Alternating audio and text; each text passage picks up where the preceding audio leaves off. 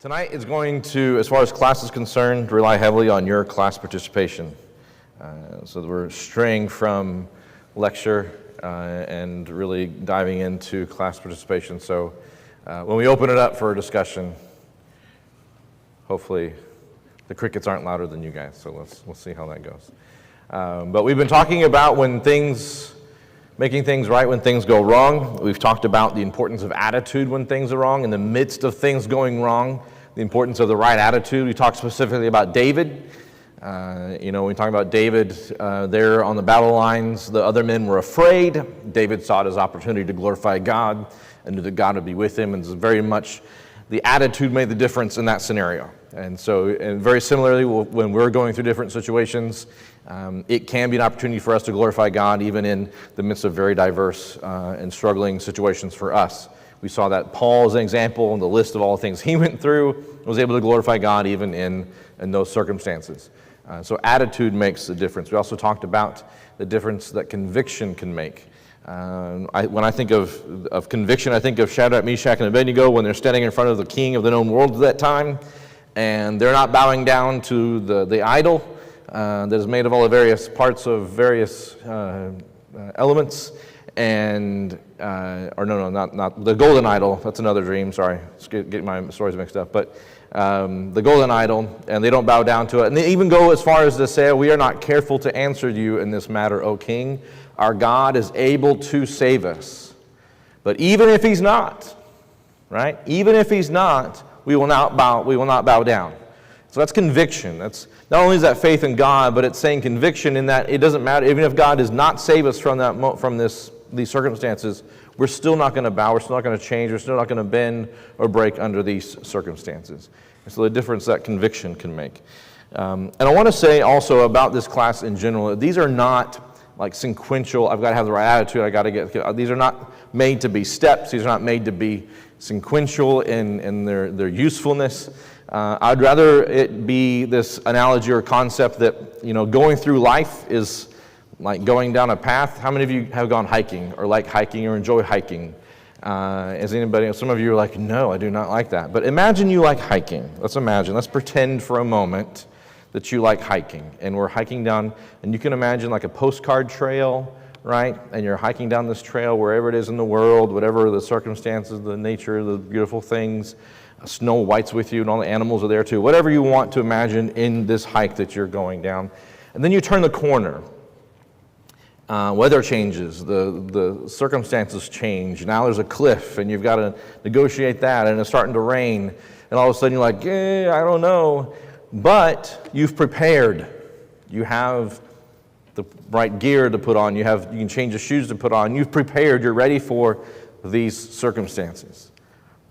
Let's pretend that is kind of what this class is, in that we are going to try and prepare ourselves as much as possible. We don't know the curveballs that are around every bend. We don't know what's coming tomorrow. But let's say that this class or things like this, opportunities like this, prepare us for whatever those circumstances are going to be. I'm filling my bucket up. I'm putting things in my backpack. This is not Dora the Explorer. Please don't go down that path. But I'm getting myself ready for whatever circumstances are going to come. And so tonight is not meant to be sequential, but it is meant to just be another tool that we can use in helping us be ready for whatever things are coming down the path. Now, when we talk about these things, making things right when things go wrong, we need to make sure we're checking our goals. Do we have the right goals? Are we setting some things out there so we're working towards something? We're going to talk about how this works in the light of circumstances, but this is more of a preventative kind of thing. If we checked and looked at self-evaluation, which is something we all like to do on a regular basis, it's great, right? We sit down, we buy the magazines and all those little, those articles, answer all these questions to find out if you're this or whatever. We love self-evaluation. So much fun. But if we actually sat down and thought about what it is, there's some questions we can ask about what am I living for? This is not meant to be like this existential question, what is the meaning of life kind of thing. This is more of like, what am I living, what gets me up in the morning, what's keeping me motivated, what's making me go forward. That's kind of a big overarching kind of thing. What am I working towards? Maybe this kind of is something that we can break down into smaller things, and these are for you in your mind to be answering. What am I working towards? And what are some things I'm wanting to achieve? And this breaks it down even smaller.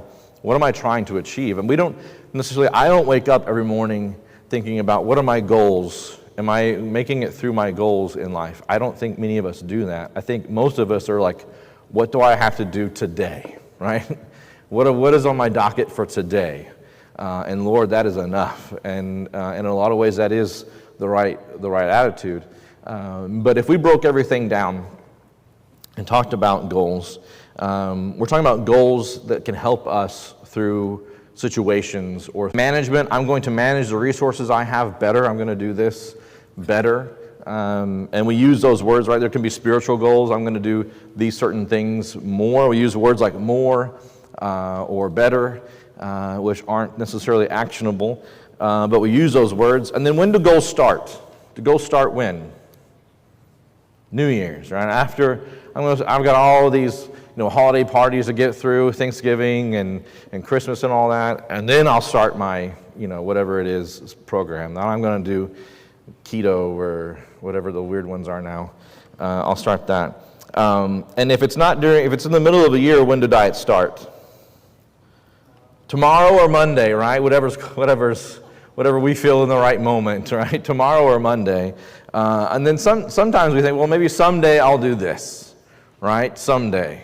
And these are things, these are obviously, these aren't necessarily always said with great conviction, some of these things, but these are typical ways that we think about goals, and not all. Some of us actually put down and put into place our goals, but when we think about goals are as good as what?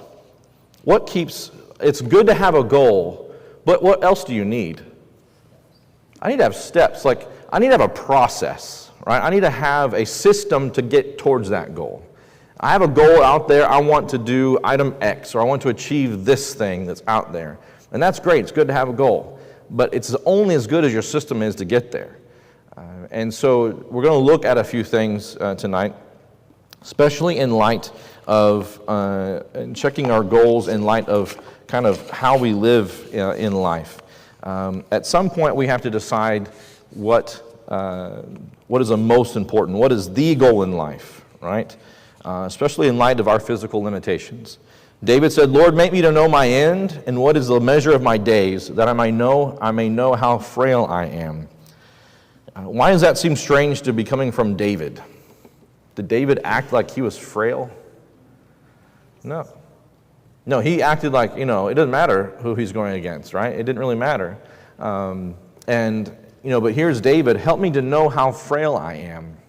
I think there is a possibility that we can get into a situation where we don't really think about, all right, tomorrow might not come, right? We don't think about those kind of things. We're going through the day, we're going through our month, we're going through our year, and we don't really consider the frailty of our own life. And that kind of skews our image. It skews kind of maybe what our priorities might be in that moment. But we wouldn't think about David saying that, but David prays that prayer. James says it this way, whereas you do not know what will happen tomorrow, for what is your life? It is even a vapor that appears for a little time and vanishes away. And so in the mindset or in the concept that this is a life that we live. It's a fleeting life. It is not meant to endure forever. And so with the time that we are given, what are our goals? What are we trying to achieve? What is the most important thing? And that, having that goal, knowing what that most important thing is, and then putting the steps in place to work towards that, helps us to get through some of these things. We're going to look at what this is. This is not a new concept in the history of man. Joshua said it this way in making your choice. What were the circumstances around Joshua's statement? What was happening here? Joshua tells them, you guys need to make a decision. Right, they're in the promised land. They've conquered most of it, right? And even now, Joshua's asking them, hey, you need to choose who you're going to serve. And I like the way he says it. You can choose to serve the gods of the people in whose land you now dwell, which is to say, you can serve the gods of the people you just conquered, which means they're not really that much of a god, right? Or you can serve the God of our Father. You can serve God, serve the Lord. And then Elijah asks this question, "How long hesitate ye between two opinions?"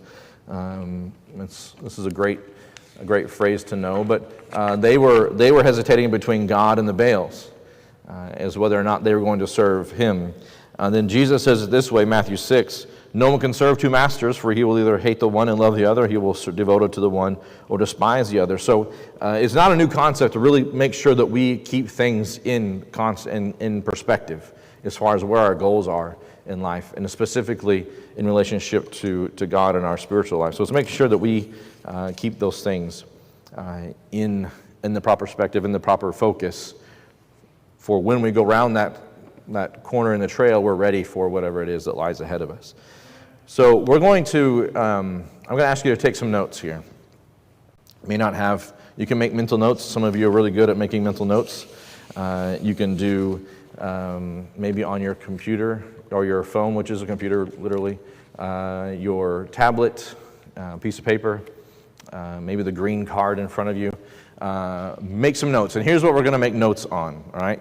We're about to read some passages from various writers. And what I want you to take note on are what are actionable items in consideration for my life as a Christian, in my life as working towards that ultimate goal. What are some actionable items that are mentioned in these scriptures that we're going to be looking at? What are some specific things mentioned that we should be working on? He may mention specific items, very specific things that we as individuals can be working on as our goal towards heaven. And are there any concepts mentioned that can help us understand the bigger picture? Why does understanding the bigger picture help in relationship to goal setting and in relationship to kind of how I view myself in that picture? Why does understanding the bigger picture help? Yes, ma'am.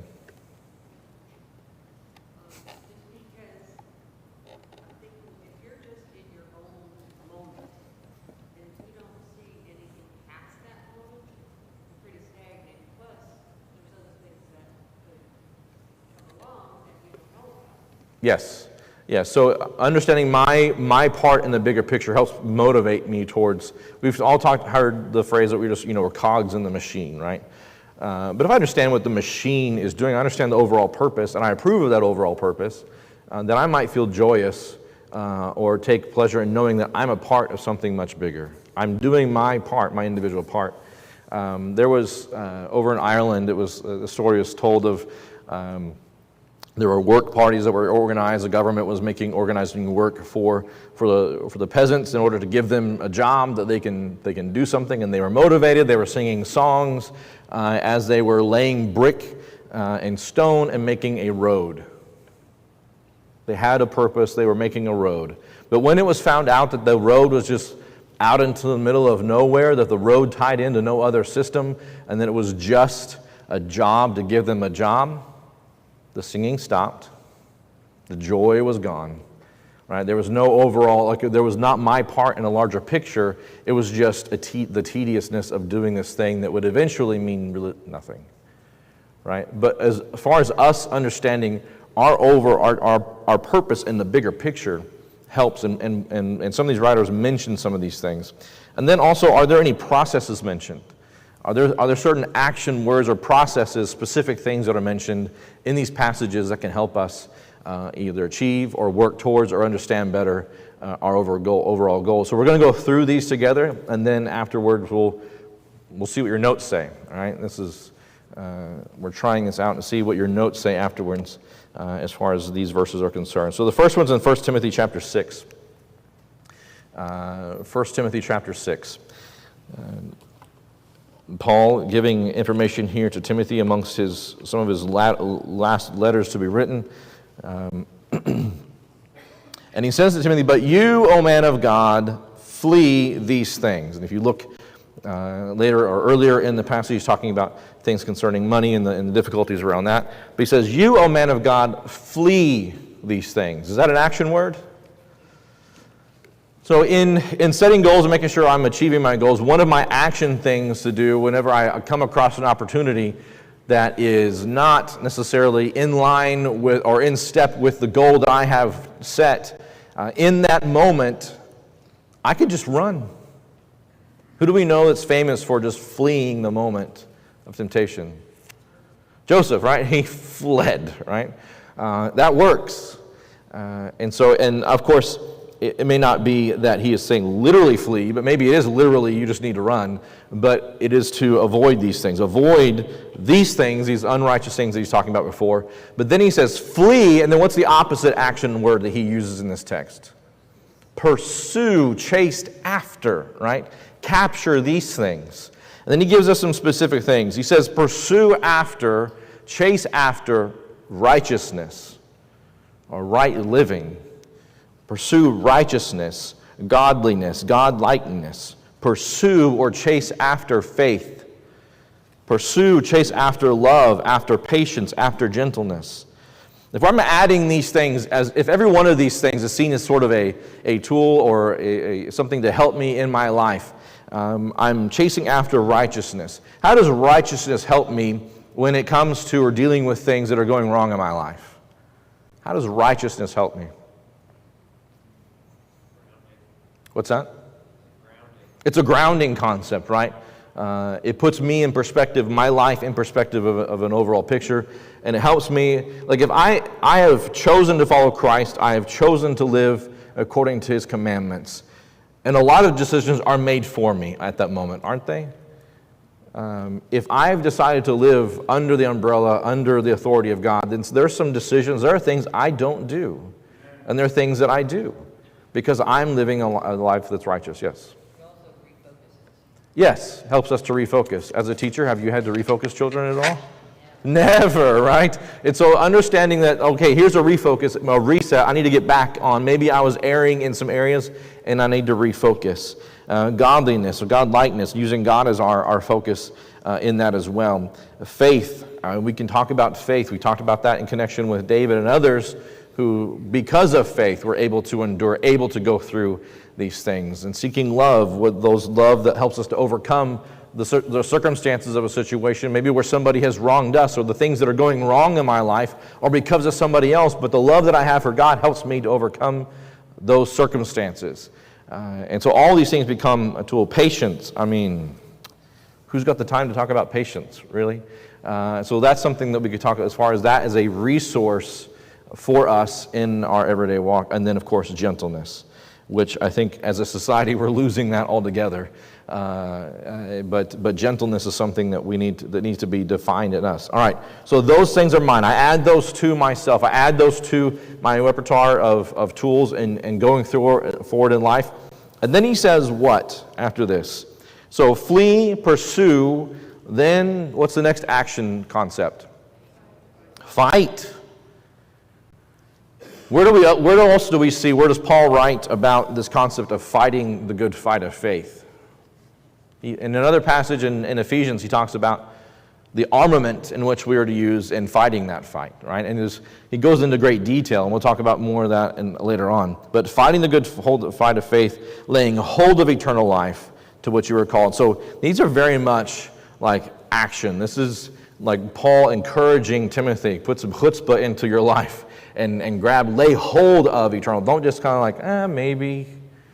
You know, this is laying hold of it. This is reaching out, and this is action on our part, reaching forward to these things. If you're busy doing something, do you have time to do anything else? How many of you are so busy that you don't have time to do much of anything else? Y'all been there? All right. If I'm busy, my life is busied about these things, and I'm fighting, I'm moving forward. There's usually a little time for distraction. There's little times for things that might take us off the path that we're supposed to be on. So here are some things that we need to make sure that we're doing, some action steps. Look over in 1 Peter. 1 Peter chapter 1. When the Bible says, gird up the loins of your mind, what are we talking about? What's the concept that you've heard? What's that? That's right. Get ready for action, right?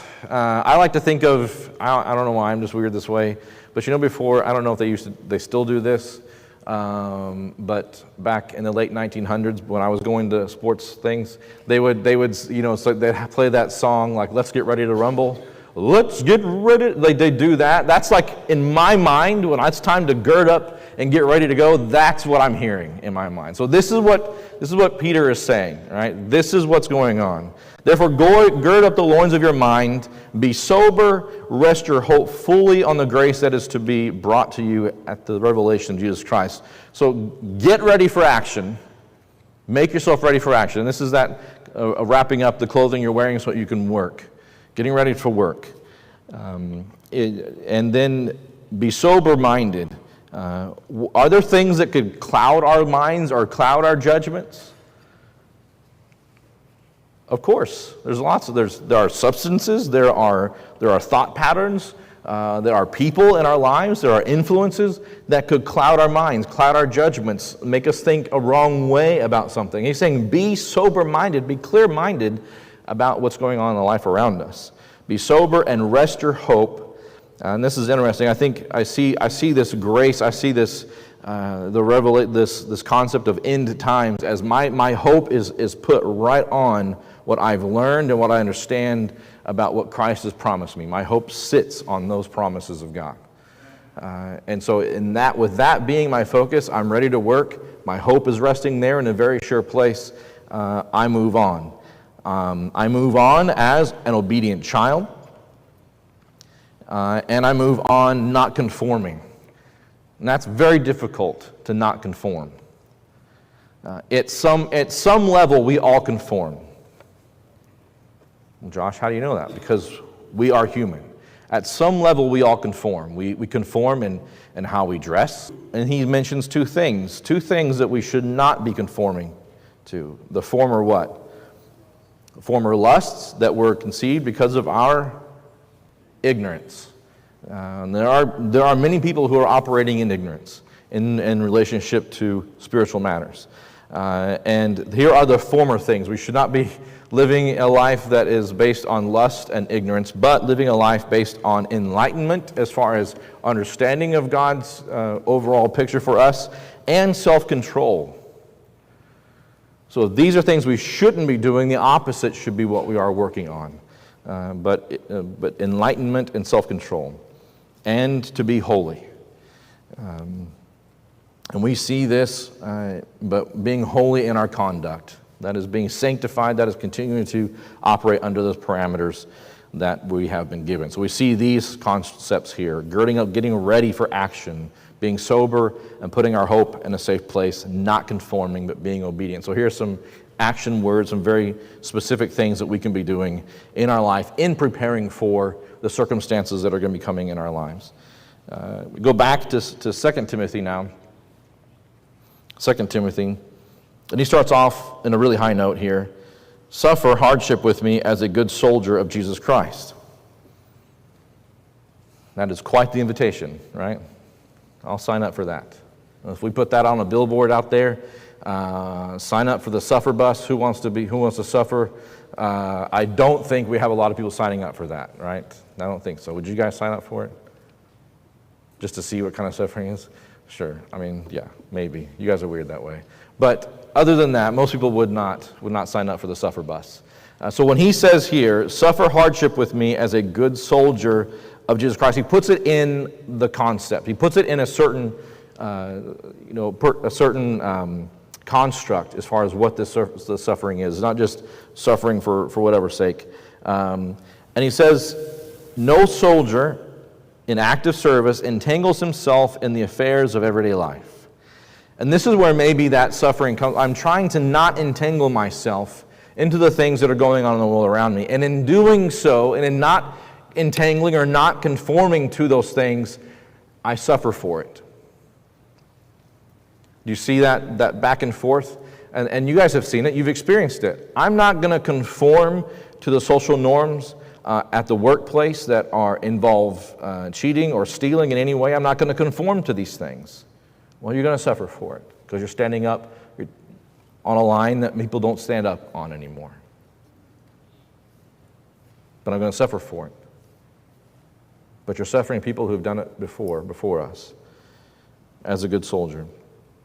And so there may be many things that we, in trying to stay unentangled with the world around us, we suffer because of our efforts in that case. But he says in doing so, we need to make sure that we are not entangling in the everyday affairs, that we get lost in the weeds of everyday affairs. There are so many distractions out there that would draw us away off the path. I don't know if you guys have ever watched any of the Tolkien movies or read the books or anything like that, but there is a certain moment where they're going through the Black Forest, right? Let's just say the Black Forest. I don't remember the specific name. Some of you can correct me later. But they're going through the forest, and they were told not to stray off the path. Don't get off the path. You'll lose your way, and then spiders, all right? Let's just leave it at that. Okay, so in life, that can be the case. Like we're told to stay on this path. Don't stray off the path. You can lose your way and not find your way back to it. That's possible. And then spiders, right? If that's not enough, spiders.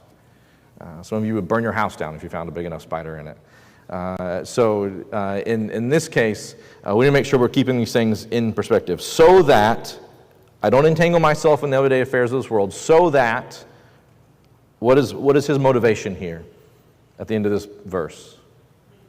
So that I can please God.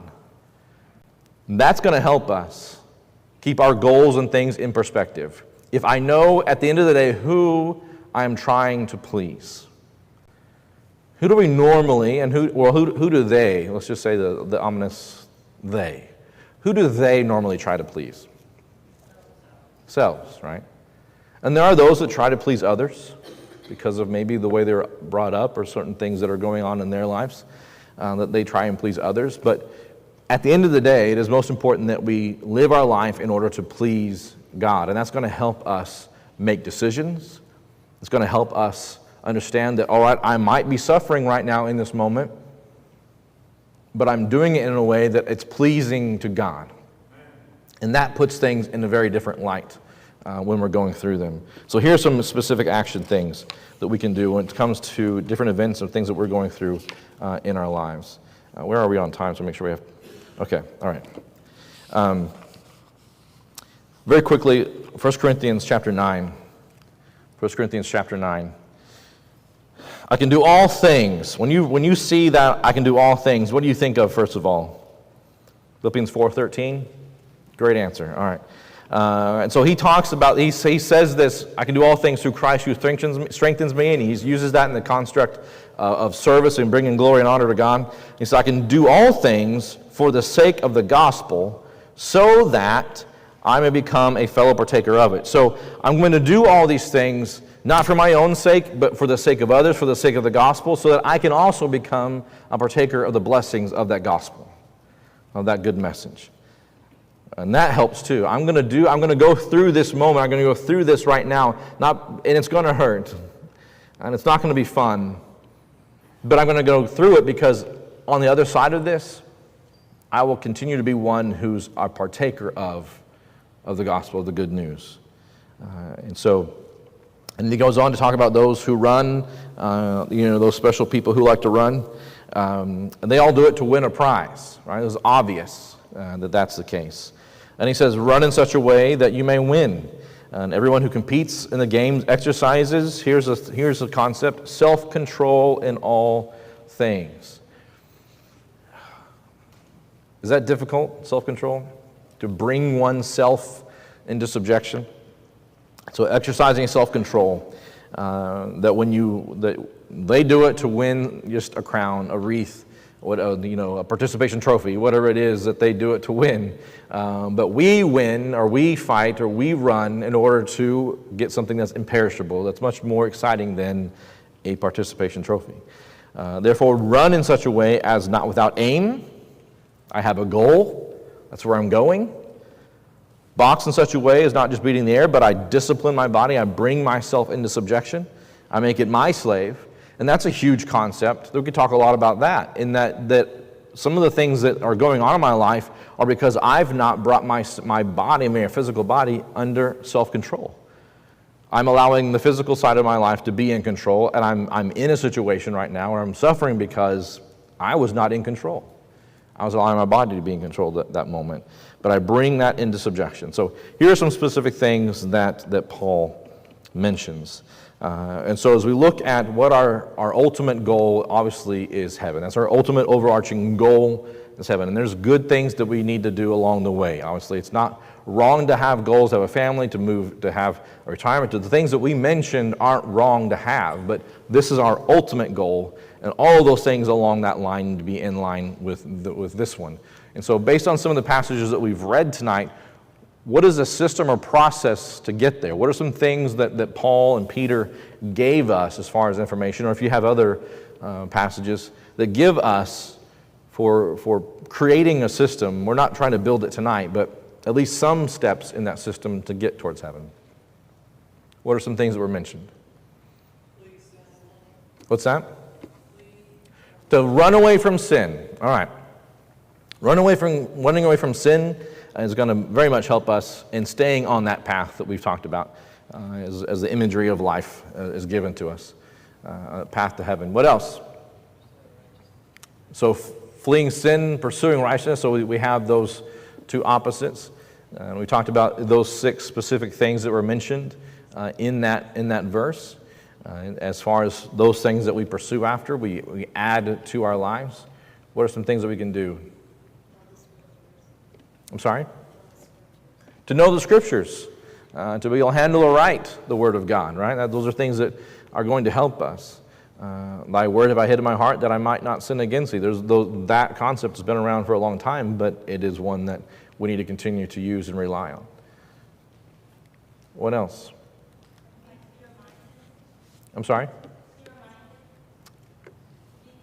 Clear-minded, yes, to being sober-minded about a lot of things. There's, there's a lot of things that can keep our minds clouded. Even false information can cloud our minds, right? And sometimes people are not necessarily in the pursuit of truth. They just want the assurance that what they think is true, right? And in that case, we're not sober-minded about the nature of truth, or even the truth that we perceive to be true.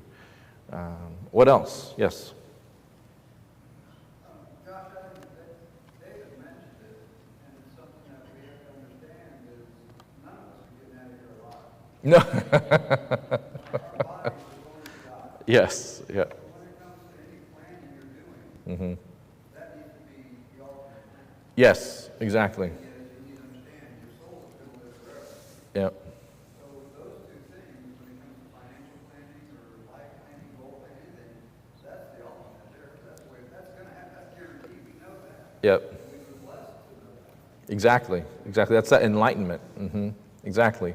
So as you were saying, we're not walking away from this, right?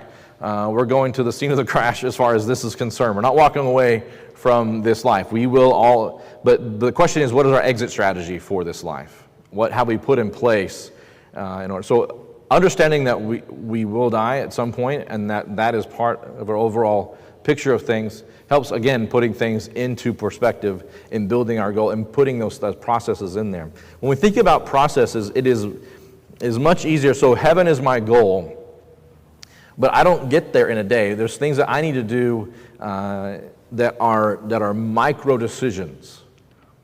If I can break not even a year, not even a month, not even a week, but if I can break my day down into a process of micro decisions towards that goal, instead of the huge goal to be holy, be perfect, be complete, go to heaven, do all these things that are mentioned, break that down in your life. I would encourage you guys to, in your own life, break this down. And what is it for me today in this day, in this hour, in this minute? What does it mean to be holy? Yes, sir. I'm just going to say that the idea of trying to be right, Yeah. or the idea of being patient, self-control, it's sort of like Mount Everest. You can't ever get perfect and achieve. Yeah. Okay? And you want to try to improve and get to that point and keep moving in that direction. And it really comes down to a simple thing, which is, like for instance in righteousness, the next decision you have to make it right. Yes. Yep. And if you take the summation of all those right decisions, you don't have to worry about the big picture in your daily life.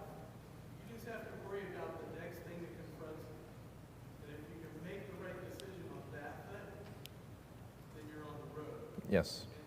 I think that's how you break it down into the finite points as the opportunity comes, making the right decision just on that one thing at a time. Exactly. That builds habits of righteousness, breaking it down into those individual decisions you're making, like you're saying, and making the right choice in that right moment. And then also as your mental, your mental dialogue, I want to be known as a person who makes right decisions. I want to be known as a person who is a righteous person. So in this moment, I will make this right choice. And you've just positive reinforcement that you are a person who makes right decisions and is a righteous person or a godly person. And so every time you make that decision to be that person, you reaffirm that you are that person that's going to do these things. And you've broken the overall Mount Everest, as you said, down into actionable atomic steps, right? There's the minute steps of getting to that very much thing. Yes? I was also going to say that, he says to put your all into it, you're running the race to win. Yes. Running the race to win. And that there's motivation there. That's all. And guys, we all get demotivated, right? Have you seen the motivational, these used to be popular back in the office, but the motivational posters, the eagle flying and all those little motivational. But did you know there's a demotivational things? Like one of them, demotivational phrases is, it's always brightest, or it's always darkest right before it goes pitch black, right? Or, those demotivation things. So there are moments when we might ourselves get demotivated, right? Even Paul prays that they would be encouraged to say the things and speak the way that he needs to. But that's where us doing this together is another part of this process. Is the more people I can include in my strategy for heaven. And again, it needs to be according to what God. I don't get to pick what it means to be. This is with the construct that we are already members of the Lord's body and we're already striving to be obedient to His word in every aspect of our life. That's assuming that is the case. We can add people together and make them part of us getting towards heaven, right? And we're not doing this is not a Lone Ranger concept as far as getting towards heaven. Any other thoughts or comments? I want to close with this one. Jesus at an early age said this. Some of the very first letters in red we have in Luke's gospel is, I must be about my Father's business. Some of the last that he said on the cross was, it is finished. Here are bookends for a life that from the very beginning said, I'm about my Father's business. And he made the decisions along that path to reach that end that his Father had set out before him. And when he was about to die, he says, it's finished. Wouldn't that be great if I live my life and my last breath is, it's finished. I did what I was supposed to do. I fought the good fight. I finished the faith. Right? So that's the concept. And then Hebrews 12:1 and 2, using Christ, he had a goal before him, the joy that was before him, to go and be at the Father's side should be as well our joy to finish the goal as well. Thank you very much for your time tonight. Hopefully it's been helpful to you.